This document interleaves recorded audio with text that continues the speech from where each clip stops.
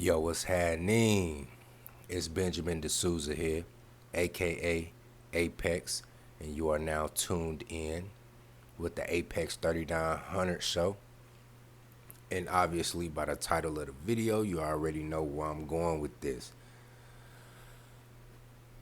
I've been hearing a lot of secondhand rumblings and opinions from various brothers throughout the space on this Nicki Minaj Kevin Samuels interaction.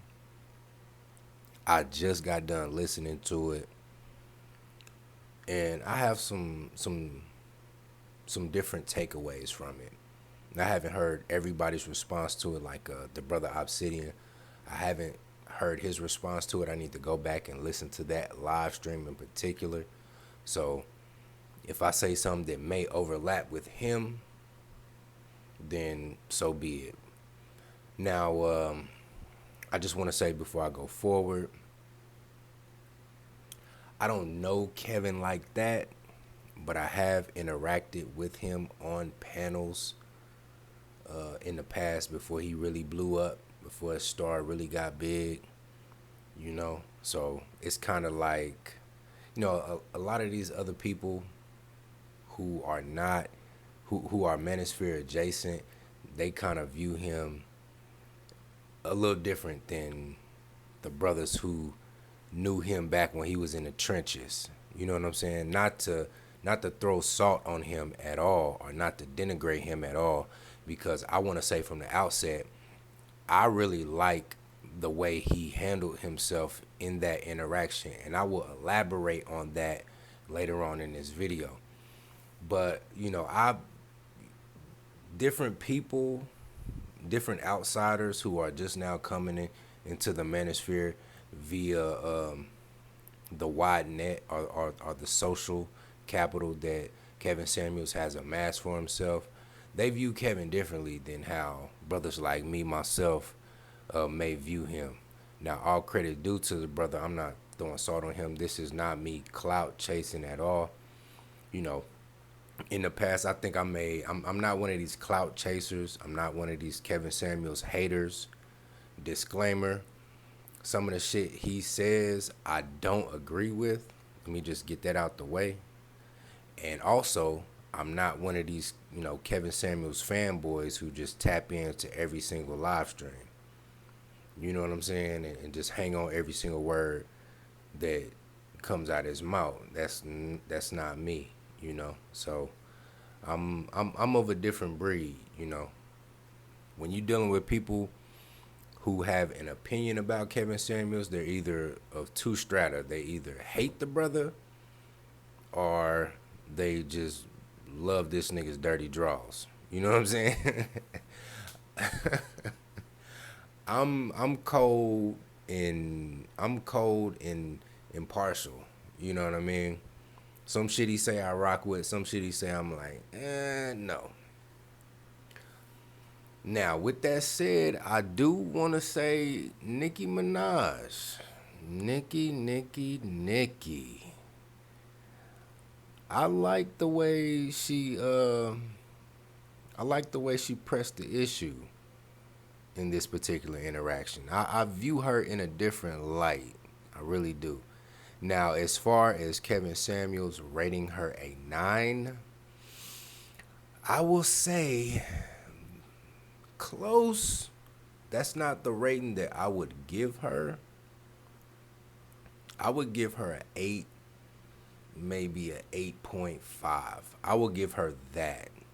Now, that just may be the Guyanese in me and her being a Trini, that close proximity. That just may be, you know, my old genetic bones, giving her a little bit of leeway. But Kevin Samuels was right when he talked about the symmetry of her face.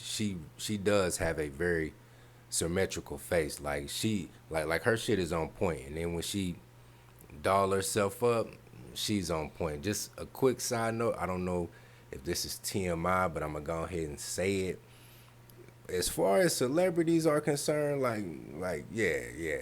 Nicki got that. She got that real deal sex appeal. Like, she's one of the few celebrities since I've been a teenager that I have, how you say,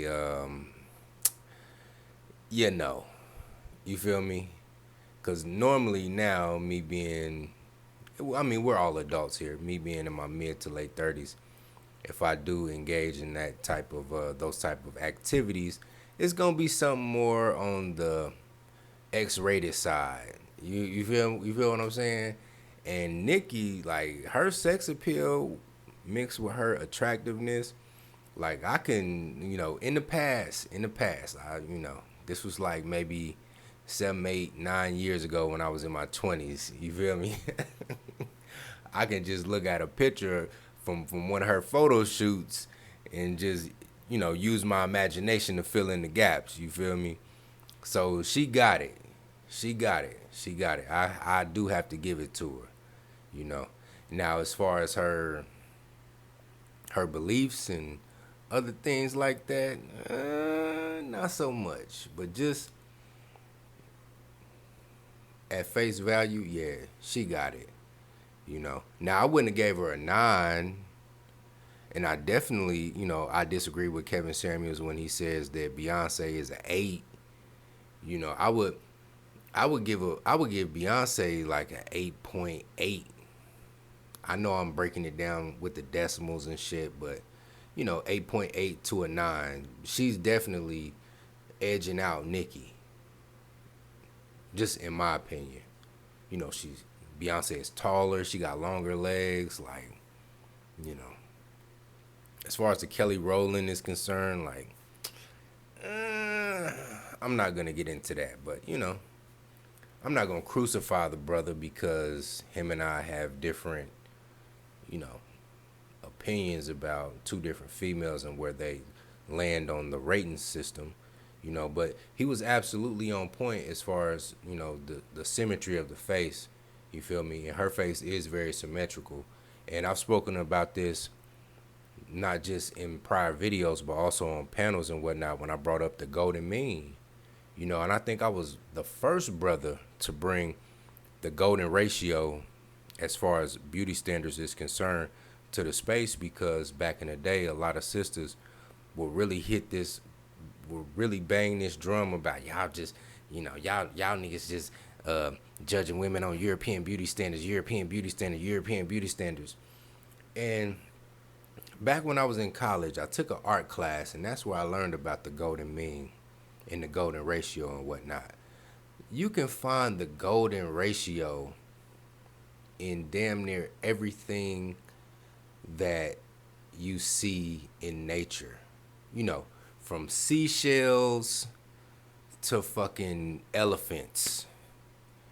Or from seashells to goddamn blue whales. You feel me? You're gonna find some element, some remnant of the golden mean and the golden ratio. So that was me contributing to the pushback from the sisters levying this charge on the brothers about, we just worship whiteness. No, bitch. We're on some golden mean shit. If you ain't got it, if you can, you ain't never gonna get it. If you ain't got it, you ain't never gonna get it. If your face is just off, irrespective of the broadness of your nose or the thickness of your lips or the motherfucking nappiness of your hair, if your shit is off, it's just off. If your eyes are too far apart, in concert with your nose, in concert with your lips, and all that shit is thrown off, nigga, we gonna see it. Or if your eyes are too close together, and then your nose is too wide, and your lips is too, whatever. It's kind of like, and a lot of this shit, when it comes to the human psyche, is subconscious. Like, we're not even aware of it. You know what I'm saying? It's kind of like, all right, it's kind of like you stay in a particular room or a particular apartment or whatever the case is, and you're very uniform with where you place shit, and how you set your shit up, how you set your living quarters up and whatnot, and you walk into that room and you can just look and be like, man, somebody been in here. And you go holler at your roommate like, yo, you been in my room? And he on the game playing Call of Duty like, nah, man, I ain't been in your room. You go back in your room and you look around, you like, man, somebody been up in this motherfucker. I can't really definitively nail down what is off, but something is off in this motherfucker. The same is true with beauty, and that goes for men and women. If your shit is off, your shit is off. That's why I came up with a video in the past called Fuck Colorism. Fuck colorism. I don't give a fuck what these, shout out to Kid Organic, but what these colorism crybabies is talking about. If your shit ain't falling within the golden mean, it's just not falling within the golden mean. You just don't got it. You just don't got it. And it is my opinion. This is just an opinion. This is not a scientific fact, but it's just my opinion that every race, every demographic, every phenotype of peoples on this planet has I'm not going to say a substantial amount, but has a sufficient amount of peoples, male and female, which possess this golden mean, this golden ratio. And within every single demographic, phenotype of peoples on this planet, you have motherfuckers that just don't got it. They beat. You just beat. You know what I'm saying? But anyway, to get back to Nicki, yo, she really pressed this. She really pressed him. And what I mean by pressed him, not pressed him in a bad way, but really just pressed him and really challenged him. You know what I'm saying? It's kind of like when Michael Jordan would go up against a great defender. You know, he would go up against a Gary Payton. You know what I'm saying? Or another great two guard like Clyde Drexler or something. He would step his game up. He knew it was game time. And I believe, you know what? This is just a side note, but maybe it's just how I see it in my mind's eye. But I think them two may be on to something. They may be on to something. Because what I seen their particular interaction, it was very mature. It was very how you say, I don't want to say highbrow necessarily, but it was highbrow-esque. You know, it was you could package that shit and sell it anywhere. You know what I mean? Like, and she's good. She's good as far as her repartee is concerned, and her going back and forth. You know, she got that Queens in her, so you know she got that New York wit. Like yeah. Kevin, if you're listening, I think you need to go ahead. First of all, I congratulate you on how you handled that, because, you know, I'll get into that later. But I think you need to go ahead and tap in with Nicki. You feel me? For real, because that was some good chemistry. Y'all two, she's a good dance partner, you know, for lack of a better term. But now, I know I'm kind of rambling and going on, but I'm going to go ahead and play a clip. I got a couple of clips because it was a couple of prescient things that was said by Nicki and Kevin that I heard a lot of brothers really give Kevin some flack for, and they really, you know, try to drop the hammer on Nicki about. You feel me? So, first of all, I just would like to say fair use. Fair use, nigga. Don't fucking strike me for this. You know what I'm saying? Like, look, I'm a little itty bitty nigga. I'm a little itty bitty YouTuber. Don't come dropping the hammer on me. You feel me? So yeah, fair use. But yeah, here we go. Whatever we're going to be, because people may not like my method, but I want to see more black men who want black wives get with black women. And that's the outcome we're getting. It ain't pretty, though. Sometimes it ain't pretty. Can I say something? Can I say something real quick?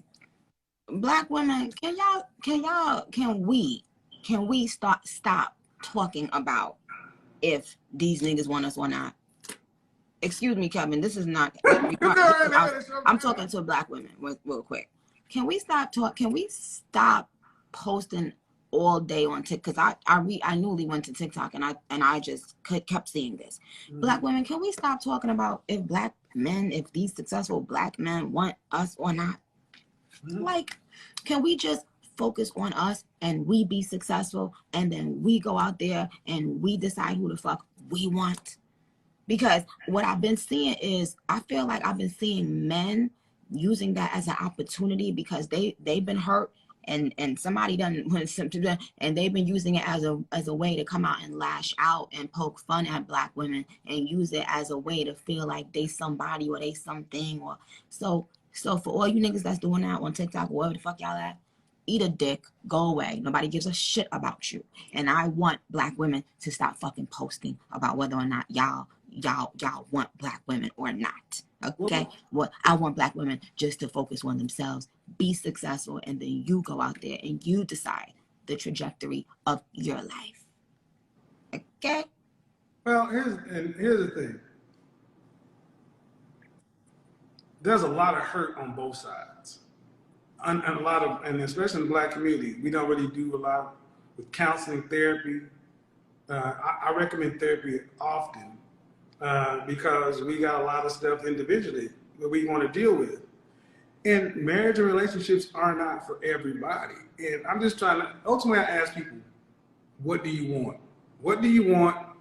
And what are you prepared to do to get what you want? And are you willing to pay that cost? It's really the conversation, but it always gets kind of whittled down. But at the end of the day, what we are seeing is, especially if you're under 30, it's harder for guys today under 30 than it was from 50 years ago because you can't take care of a family on out of high school or just coming out. So they're at the bottom. Mm-hmm. Okay, so there you have it.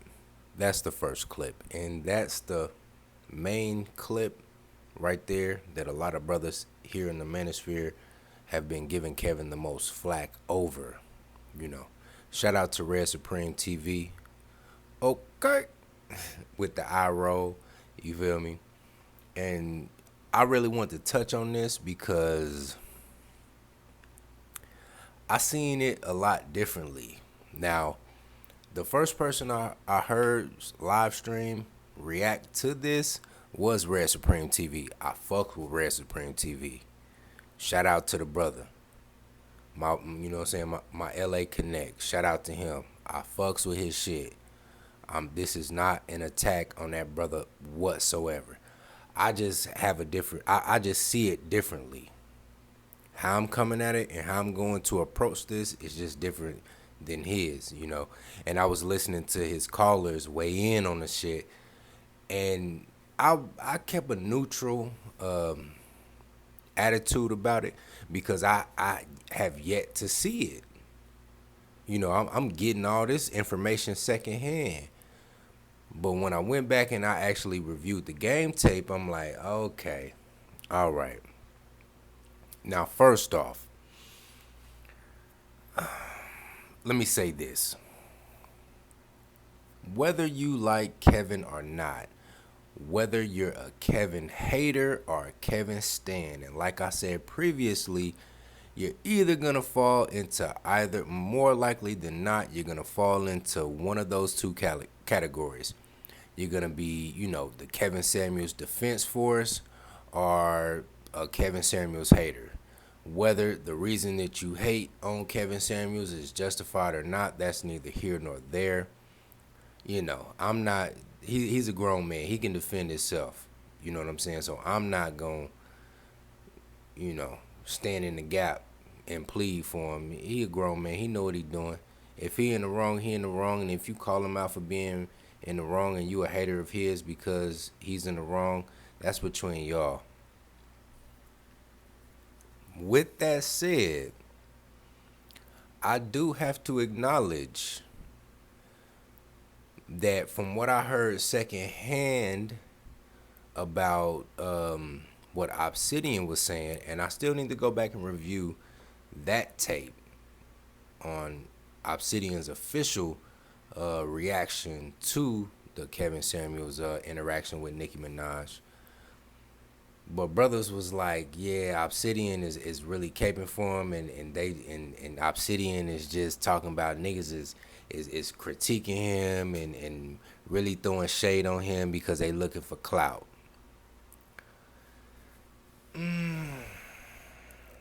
With that said, whether you like Kevin Samuels or not, Kevin Samuels is on some king shit. He is on some king shit. He has ascended not to the throne, but he has definitely ascended to a throne. You know, whether he did it by scrupulous or unscrupulous measures, he's there. When you sitting on the throne, you sitting on the throne. Nobody remembers how you got there. They just know that you there. You know what I'm saying? So as far as this YouTube manospherean social media influencer is concerned, he's way above me and others that are in my strata here within the black manosphere. He has a different vantage point. And I heard brothers really laying into him and really charging him because they expecting him to be like, man, Kevin, you done talked all that gang of shit about black women on these, and then, you done talked all that, you done talk cold cash shit about the average at best chick and, all this other shit. But then as soon as, Nikki and whatnot, as soon as she, stomped down, as soon as she stepped, you know what I mean, you fold like a lawn chair.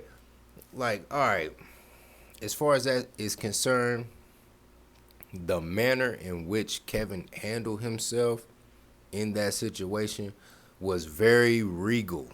It was very regal. I do have to give him credit because he probably saw the same thing that I saw, and he heard the same thing that I heard when Nikki was levying those particular talking points. I'm gonna get to that in a minute. But it's as the old adage goes. Hold on real quick. Let me take a sip real quick.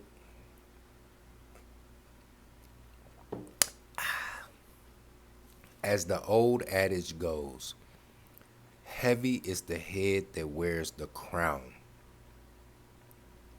When you are a king, now I'm not calling, quick disclaimer, because I don't want niggas to run with this shit and start trying to ping me as some sort of Kevin Stan and whatnot. Come on, man. You niggas know how I get down. You feel me? Shout out to 50 Cent. Niggas know how I get down.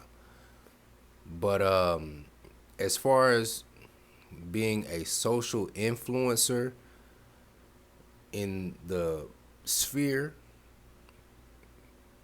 yo, this nigga's a king. He's literally rubbing elbows with motherfuckers who have global appeal, mass appeal. Shout out to Guru and DJ Premier, Gangstar. This nigga got mass appeal, bruh. And he's rubbing elbows with motherfuckers who got mass appeal. You know what I'm saying? He's making friends and allies with some powerful motherfuckers within the sphere of influence, social influence. As far as social engineering is concerned, he's in the fucking room. Now, they might not necessarily have a spot at the table for him to sit down, but he's definitely in the room. Like, we have to acknowledge that, whether you like it, love it, whether you hate it, whatever it is, this nigga's in the room. He's on some king shit.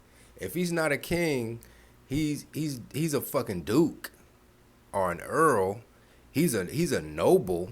at the very least, he's some sort of demarcation of some sort of noble as far as social influencers are concerned. You know what I'm saying? So when you move up like that, you can't conduct yourself in the same manner that you did back when you was on the chitlin circuit in the Black Manosphere. You know what I'm saying? Like, okay, take it back to Obsidian's panels when Kevin Samuels used to freak with those panels, or the O'Shea, Duke Jackson Sunday Rumbles and whatnot, when Kevin Samuels used to pull up on panels a lot and what have you.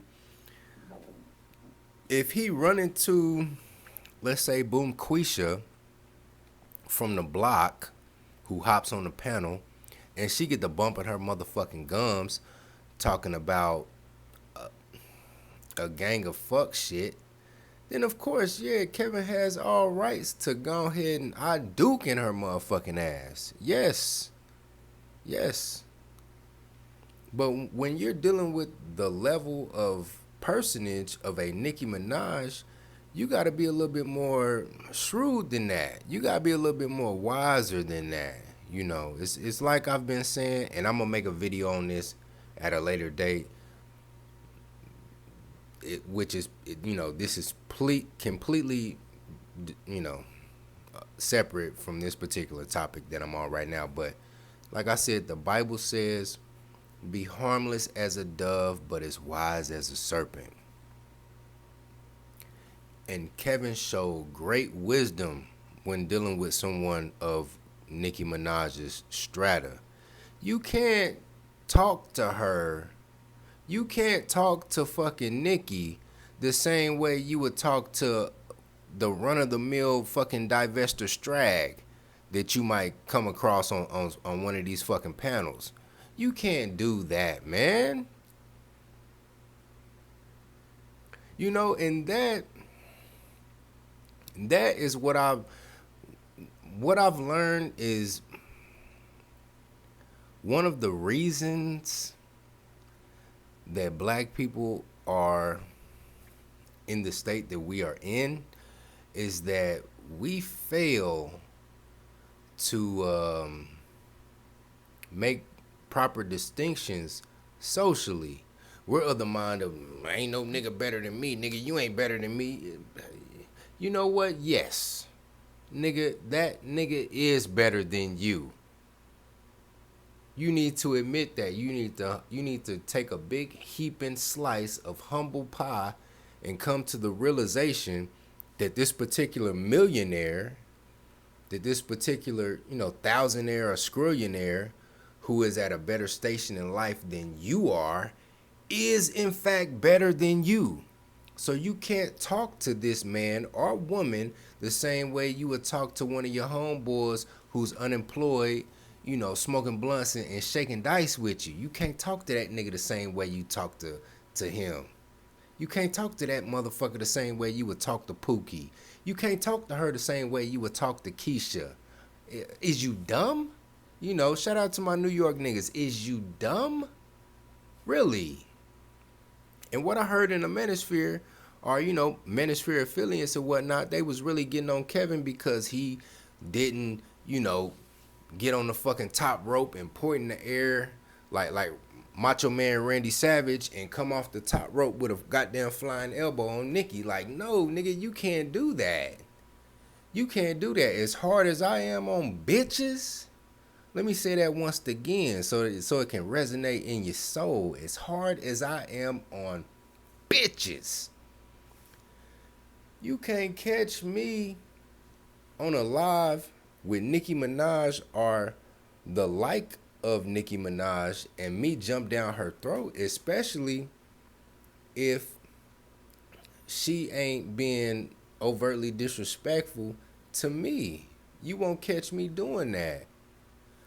Now that segues into my next point, because Nicki made a clear demarcation. She wasn't talking about Kevin Samuels when she told a certain strata of men to eat a dick. She wasn't talking about Kevin. She wasn't talking about men like Kevin. She wasn't talking about Kevin. She wasn't talking about the lead attorney. She wasn't talking about Dennis Sperling. She wasn't talking about O'Shea Duke Jackson. She wasn't talking about Obsidian. She wasn't talking about none of them niggas. I'm going to tell you who she was talking about. Hold on real quick. Let me take a sip.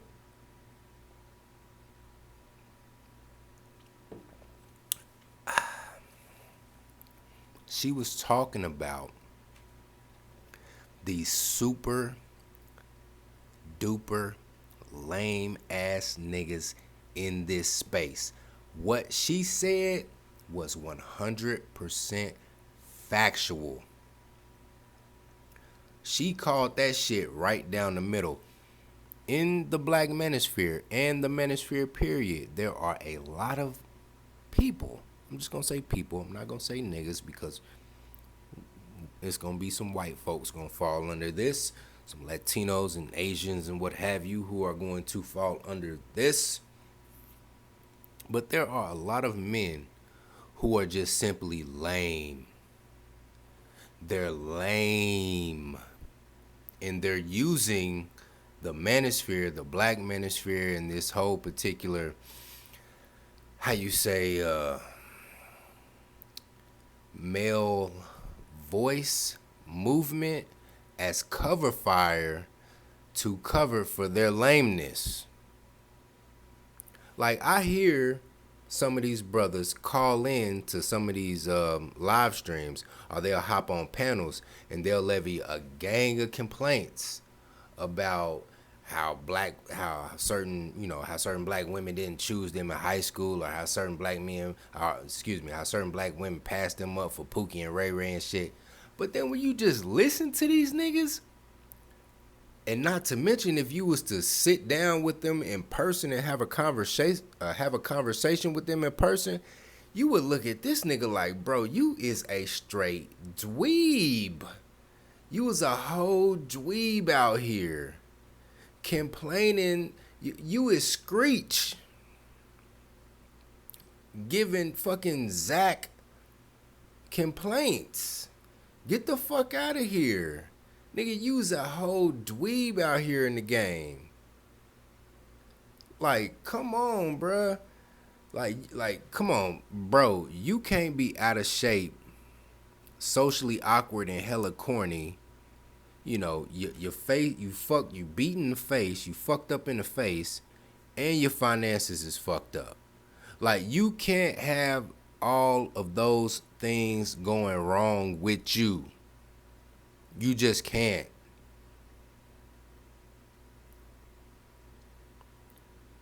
Now, as far as my synopsis is concerned, as far as socially interacting with people, the socially awkwardness is the biggest thing that's going to go against you.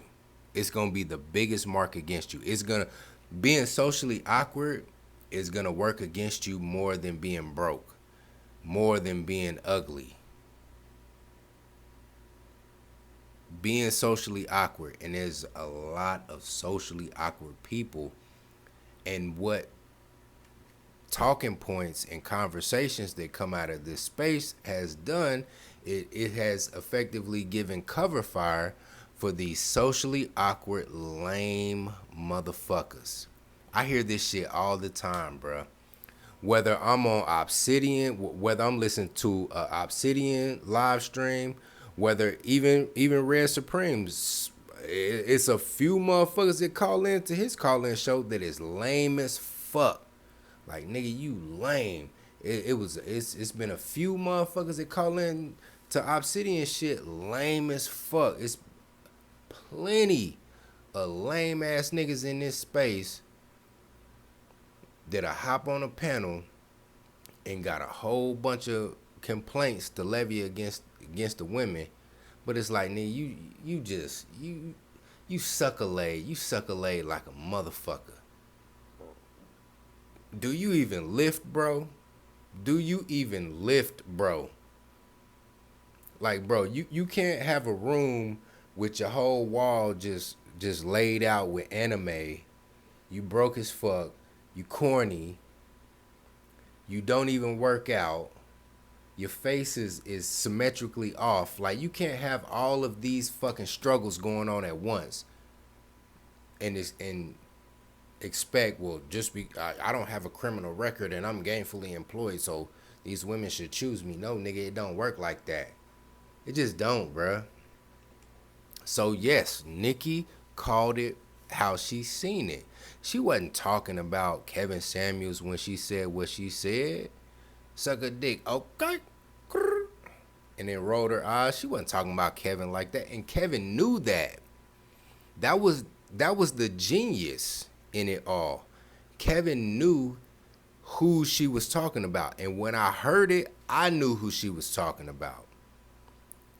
But a lot of niggas in the space, they took it and ran with it and was like, man, this nigga, you know, Nikki, she fucked around and disrespected Kevin to his face and rolled her eyes and was being disrespectful. And nah, no, she wasn't, man. She was disrespecting that lame ass nigga that call into your motherfucking show and you know this nigga corny as fuck. You know he lame as fuck, but you go ahead and give him his little 3 to 5 minutes of shine and let him talk on your shit real quick because he cash app you.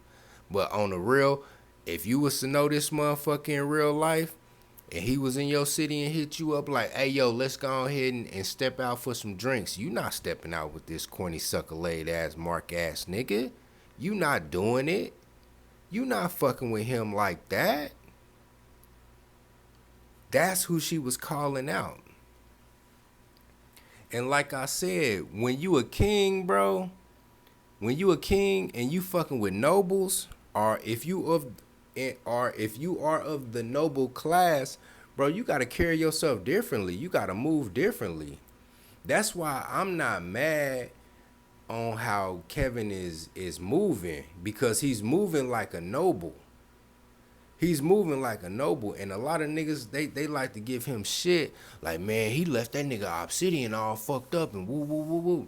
Nigga, please. He shouted this nigga Obsidian's book out, and this nigga Obsidian's book is doing gangbusters on Amazon. You ain't heard one complaint out of Obsidian about Kevin's trajectory and shit, and how Kevin how Kevin Samuels has been moving. You ain't heard one complaint out of him because Obsidian is eating. Obsidian is eating.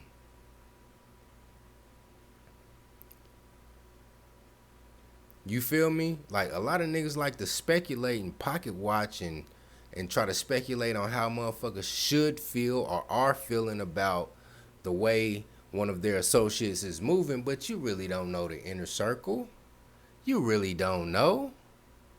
Like, this nigga Kevin could be behind the scenes plugging this motherfucker old man with hella connects and hella shit. You know what I'm saying? So niggas just sound you really just sound dumb. You're not sounding very strategic to me, in my opinion. You know. And as secondhand, what I heard, Obsidian he levied an accusation about a lot of brothers just being haters and clout chasers. Some of this shit is hate. It really is. Some of it is hate. You know. I'm not gonna call any names. I'm not, because certain people here in the YouTube, black YouTube, do have legitimate gripes with Kevin Samuels. That's not my beef. That's not my fight. I'm going to stay out of it. You know what I mean? I'm going to stay out of it.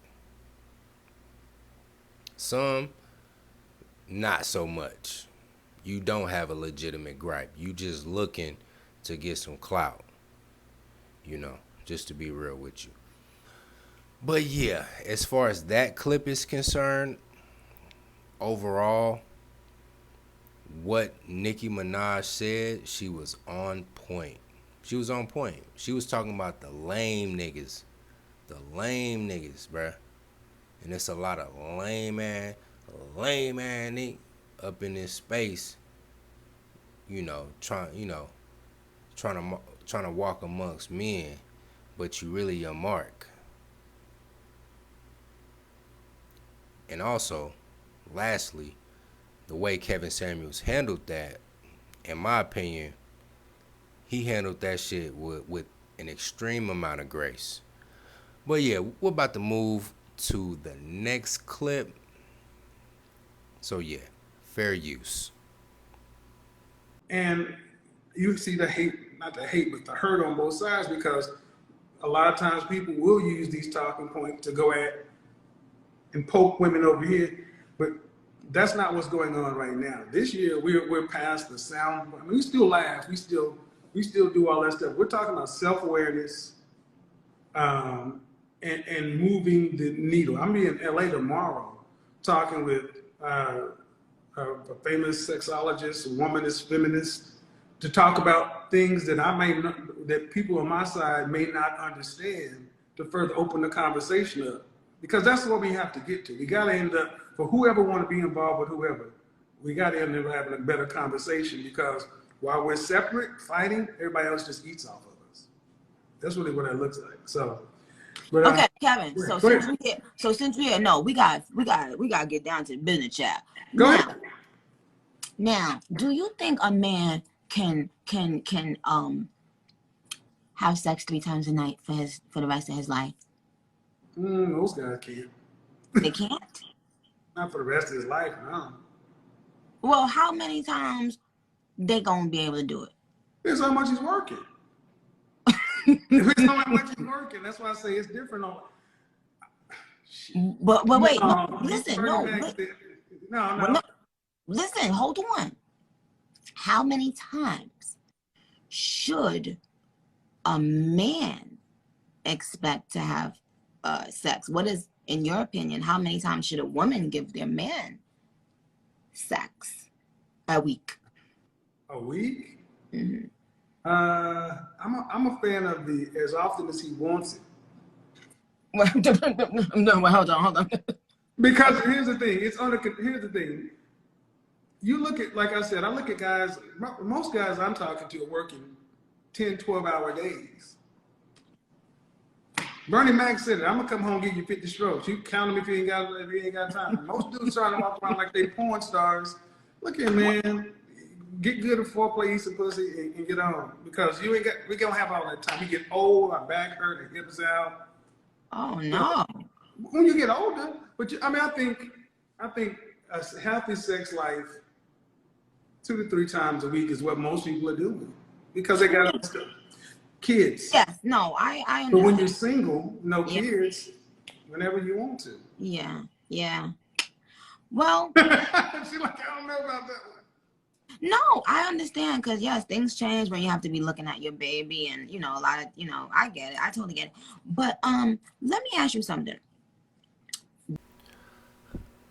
All right. Now this is where the shit gets thick. The gizzle gets thick, because when I heard this initially, this is where I had to pause it real quick, and I had to just shake my head and wag my finger and say, Nikki, you's a cold piece of work. You is a cold piece of work, because she did something that was really, really shrewd, really intelligent, and the way she worded it was just, it was brilliant, really was. And quick side note, I'm kind of disappointed in some of the pundits here in the quote unquote black manosphere, in the fringe black manospherians, such as SWP, because I heard his initial take on it, and he kind of poo-pooed Nikki when she brought up the sex part, and he was like, yeah, it was a curtsy, all of this was a curtsy, which was a cool analogy, but he kind of just poo-pooed Nikki's question about sex and whatnot, and was just like, oh, that's just, he kind of blew it off like that's just Nikki being Nikki, and being, the sex goddess altar that she portrays in her music and whatnot. And when I initially heard SWP say that, I kind of took it with a grain of salt. But then when I heard it, when I heard the actual interaction, I was reminiscent onto what SWP said, and I said, man, that brother missed something.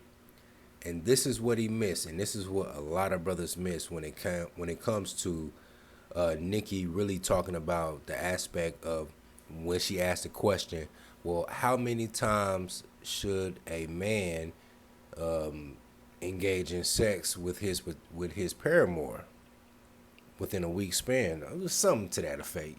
You heard the clip, so you know what I'm saying, right? And this is the brilliance that I have to give Nikki credit for. She was challenging one of Kevin Samuels' staple talking points that older black men should get with younger women. She challenged that, and she went straight to the sex. She didn't say shit about the money. She didn't say shit about the resources. She went straight to the sex because amongst her constituents, obviously, sex is at the forefront. I'm not going to say the number one priority, but it's definitely top 3. So to her constituency, and her I'm not going to say conglomerate, but her audience and whatnot, the people that's rocking with her hard body like that, they know that that's what, what takes precedence. I'm not going to say total precedence, but it takes precedence, So that was very shrewd of her to ask that question. Now, I liken Nikki just because I haven't heard her in any reaction or any interactions, I should say, with other people in an interview format or just a conversational format, whether it be podcast. I have seen her on The Breakfast Club, but just a one-on-one conversation, I haven't seen her as of late engage in that. And she was very shrewd and very clever, and I liken her to a pitcher that has a 97 mile per hour, 98, high 90s fastball, but also has a mean changeup. And she hit Kevin Samuels with a mean changeup. She came out the gate with the okay eye roll. She was throwing fastballs. You feel me? And Kevin just sat on that shit. She was throwing fastballs, at the fringes of the strike zone, But then she came with this slow roll changeup. Now, staying with the baseball analogy, I do have to say, Kevin Samuels, he didn't necessarily hit a home run. Hell, he ain't even hit a double. He ain't even hit a triple or a double. But I would say his response to that question, he at least got on base. So his batting average within this particular interaction was pretty solid. And I do have to,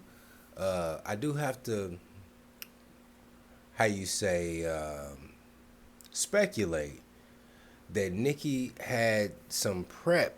She had some prepping before she got on. I'm pretty sure she got with her team. I'm not saying that she was given these questions to ask Kevin, but I'm pretty sure she had some input from some additional brains, and she was prepped before coming on. And my knowledge, Kevin didn't know anything about Nicki Minaj, of all people, coming onto his live. So he was cold. So I do have to give him credit in the manner in which he handled himself, because she came on war ready. She came on war ready. She had her war paint on, makeup, eyelashes, eyeliner, hair was done. She even was playing in her hair, a little bit, you know, kind of primping it and crimping it and shit. She came on and she had questions that I'm pretty sure her entire Young Money team, you know, her lackeys and flunkies help her comprise. So she came in the gate with clips, grenades, flashbangs, the whole ball of wax. You know what I mean? And Kevin just had to do that shit on the fly. As far as this last question is concerned that I'm going to address, I'm not gonna say Kevin hit it out the park, but he most definitely got on base as far as the Bernie Mac reference is concerned. It's like, come on now, I'm working all these hours. I'm working 50, 11 hours a week. Bitch, you gonna get 50 strokes. You can count them out. I can have you can have a clicker in your hand to keep track of the strokes if you would like. You know what I'm saying? So that was very clever of him to pull that out. However, that question right there was very strategic on Nicki's part to pull it out, just like I said, because one of Kevin's staples that he harps on is older black men getting with younger women. And Nicki went right to the heart of that. You feel me?